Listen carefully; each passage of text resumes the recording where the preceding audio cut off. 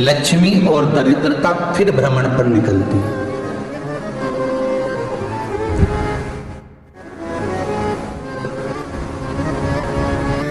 शिव भ्रमण कर कर जब वापिस आ जाते हैं, हिंदू धर्म में पीपल के वृक्ष की जो गणना बराह पुराण में करी गई है, 4 बजे से 7 बजे तक शिव के भ्रमण का समय बताया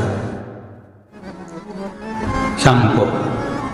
तो 7 बजे से लेकर फिर रात्रि 9 बजे तक लक्ष्मी और दरिद्रता फिर भ्रमण पर जाते हैं। इनका एक समय निश्चित है महाराज, भ्रमण कर कर आ जाना। अब इस बीच में जब लक्ष्मी और दरिद्रता दोनों निकल कर जा रही हैं, तो दोनों एक भाव रख कर जाती हैं कि आज हमको कहां प्रवेश करना है।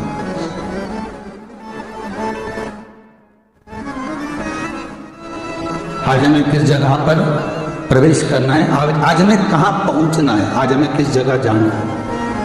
और जिस नगर में जिस मार्ग से लक्ष्मी और दरिद्रता निकल कर जाती है, ये दोनों का जब निकलना होता है, इनको स्थान दिया गया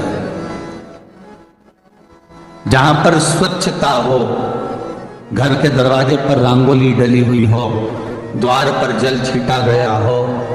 महाराज उस द्वार पर लक्ष्मी प्रवेश करती है तो दरिद्रता भी जाने लगती है अंदर।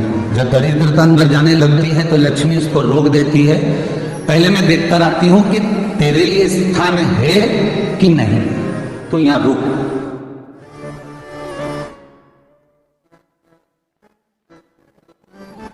कुछ देर तक दरिद्रता बाहर खड़ी रहती है और लक्ष्मी जी की बड़ी बहन जब दरिद्रता बार बार अंदर जाने का प्रयास करती है तो लक्ष्मी जी कहती है, जीजी तू इतनी बड़ी होकर तुझे मालूम है तो तेरा सम्मान होना चाहिए, आदर होना चाहिए, और तू अंदर चली जा और कोई तेरा सम्मान ना करे तो कितना बुरा लगेगा, इसलिए तू बाहर खड़ी है। मैं अभी आई, अंदर जाती है। और जब लक्ष्मी जी भ्रमण कर लेती हैं, अंदर प्रवेश कर कर आती हैं, और प्रवेश कर कर आती हैं तो दरिद्रता पूछती है चले अंदर। तो लक्ष्मी जी कहती है, तुझे मालूम नहीं है क्या जीजी कि जिस घर में मैं प्रवेश कर जाती हूं उस घर में फिर दरिद्रता नहीं जा सकती, क्योंकि ये तेरा वचन था, ये तेरा वचन था। अपन दोनों का जब मंगल विवाह हुआ था, मेरा विवाह जब नारायण के साथ में हुआ और तुम्हारा विवाह जब दुसा मुनि के साथ हुआ, दरिद्रता का विवाह दुसा मुनि के साथ हुआ। जब अपना दोनों का विवाह हुआ था तो अपन दोनों ने एक वादा करा था कि जिस घर में लक्ष्मी प्रवेश कर जाएगी उस दिन फिर दरिद्रता नहीं जाएगी, और जिस घर में दरिद्रता प्रवेश कर जाएगी उस घर में फिर लक्ष्मी नहीं जाएगी। अब जब मैं अंदर देख कर आ गई हूं तो तू अंदर नहीं जा सकती, अर्थात लक्ष्मी के चरण जिस घर में पड़ेगा उस घर में फिर दरिद्रता प्रवेश नहीं कर रही। चलते चलते फिर दरिद्रता ने देखा और लक्ष्मी जी इसको लेकर गई, और लक्ष्मी जी ने देखा कि इसके दरवाजे पर जल नहीं छीटा गया, इसके दरवाजे पर ना रंगोली डली है, इसका द्वार साफ नहीं हुआ, इसके द्वार पर दीप नहीं है, इसके द्वार पर कलश नहीं है, इसके दरवाजे पर ढेर सारा कचरा पड़ा हुआ है, कोई श्वान कोई कुत्ता गंदगी भी कर कर चला गया है, कहीं बिल्ली ने गंदगी कर रखी है, कहीं जीवों ने कुछ गंदा गिरा रखा है। तो फिर लक्ष्मी जी कहती है, जीजी अब मैं होकर आ गई थी ना, अब तू जा, तू होकर। और दरिद्रता प्रवेश करती है तो अंदर जाकर क्या देखती है दरिद्रता कि इतनी सवेरे से मैं घूमने इनके दरवाजे पर आई और ये तो सब चादर तान के चकाचक गुर्राटा भर भर कर सो रहे हैं। तो दरिद्रता कह देती है, तुम्हारा भाग्य ही बेकार है, तो मैं क्या करूं, तुम ऐसे ही सोते हो। और दरिद्रता गुस्से में बाहर निकल कर आती है, लक्ष्मी से कहती है, लक्ष्मी तू इसके घर में जाना ही मत। तो दरिद्रता को कहती है, जीजी तेरी बात नहीं मानूंगी क्या मैं? लक्ष्मी जी बोली, मैं तेरी बात नहीं मानूंगी, बिल्कुल नहीं जाऊंगी इसके घर में, तो चिंता मत कर, चल आगे चल। फिर आगे ये लक्ष्मी और दरिद्रता का प्रवेश, आपके घर का द्वार, आपके घर का दरवाजा। फिर निवेदन करूंगा एक बहुत सुंदर बात, हमें महाराष्ट्र से सीखना चाहिए, हमें साउथ से सीखना चाहिए, दक्षिण से।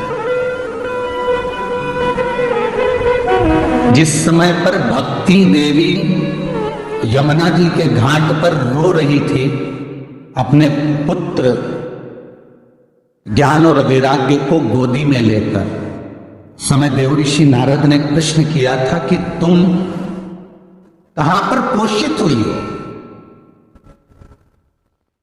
तुम्हें ऊर्जा कहां से प्राप्त हुई? तो कहा मैं गुजरात से तो चली हूं,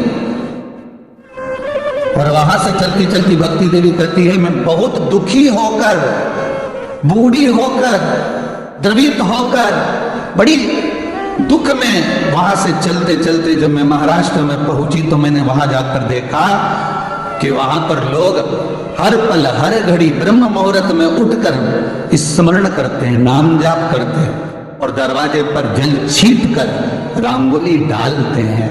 तो कह रही है कि वहां पर मैं थोड़ी अवस्थावान होने लगी, वहां मुझे अच्छा लगने लगा।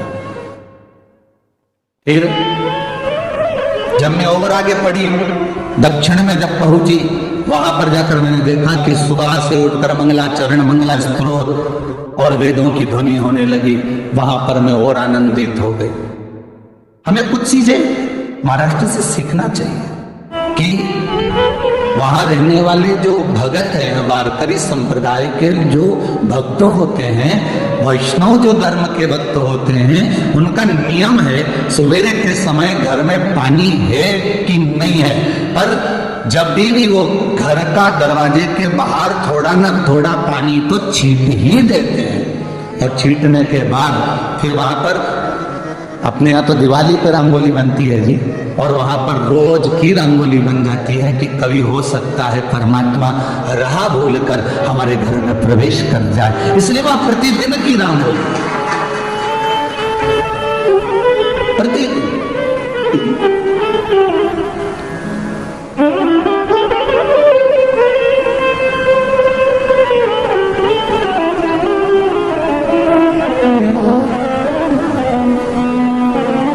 हमें सीखना चाहिए थोड़ा सा। आज के जमाने में तो बहू अपने कमरे की झाड़ू लगा ले, वो ही बहुत बड़ी बात है। हो खड़ी खड़ी बहू ये देखती रहेगी कि नौकरानी सही से झाड़ू लगा दे, वहां से लगा के लाओ, इधर से हट के ले जाओ, वहां से कचरा सोरो, वहां से पोछा लगाओ। खड़ी रहेगी, उंगली से बताती रहेगी, पर इतना नहीं बनेगा कि सेविका से, नौकरानी से, दासी से कह दे कि तू मम्मी पापा के कमरे की लगा ले, मैं मेरे कमरे की लगा लूंगी, तो जा उधर। थोड़ा दया का भाव अगर होता तो उसके मन में भी आता कि मेरी बड़ी सेठानी तो अपनी जगह पर है, पर छोटी तो सेठानी की भी बड़ी सेठानी है जो मुझ पर करुणा करती रहती है। पर बड़ी तो कहे कि बेटा रहने दे, तू उधर ले जा, जब भाभी के कमरे में देख ले जा, उसके बच्चों का बड़ा खिलाड़ रहता ना, तू उधर देख ले जा, तो जरा उधर मां उधर भेज रही है।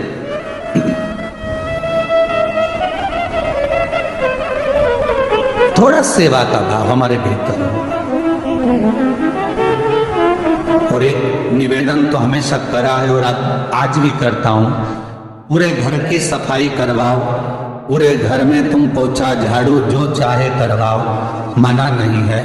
पर एक निवेदन है, रसोई घर के अंदर बहू और बेटी ही जाकर भोजन बनाए तो अन्नपूर्णा सदा कृपा करती है।